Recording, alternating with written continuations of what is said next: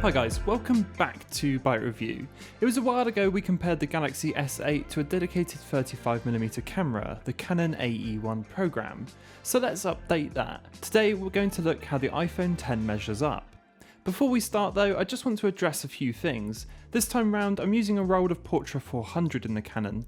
This is the main factor that produces the colour and image results. The body and lens will have characteristics which add to the look, but it's really the film producing the results here.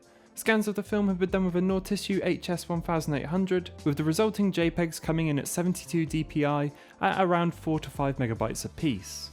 Rather than rely on the auto functions on the AE-1, I've gone as manual as possible this time round, and on the iPhone front I've made use of both lenses to ensure I match the Canon as best as I can. Obviously I can't imagine a circumstance where you'd have to pick one over the other, because that would be a little crazy. The benefits and limitations of both are so different, this really is an apples to oranges situation. So this isn't a comparison as such, more of a show of difference. There are a vast array of things to consider when working with film cameras, and for that reason I'm not really going to talk over these photos. You can make up your own mind about which you prefer, but stick around to the end if you want to hear my opinion on them. Anyway, with that out the way, let's venture into the rare Devon snow and take a look at the pictures produced.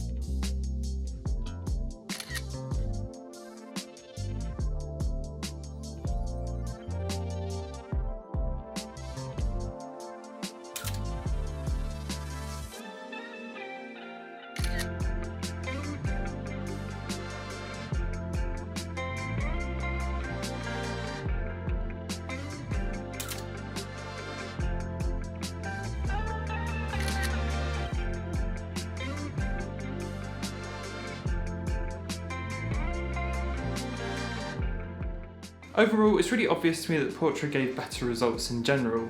The colours were a lot more saturated, the greens especially really did seem to pop, and I quite enjoyed how it changed the blue into a more of an aqua tone as well. Skin tones were a lot more close to how they were, and in general I think the look and feel of the photos were just so much nicer. Obviously, being a dedicated camera with a much larger lens than the iPhone is always going to give it a one-up in that department. I did notice in some of the shots the iPhone had better dynamic range. That's obviously the software in the background combining those images together to give a better overall exposure for the whole image. There's also some shots as well where it didn't pick up as much green, especially in the more snowy shots, but this actually made for a nicer photo in general. Like I mentioned before though, comparing the two is a little redundant as they're so different, but I still find it interesting to look at the differences between the two. Anyway, I hope you enjoyed the video. Make sure you let me know which one you preferred in the comments below, and I will see you in the next one.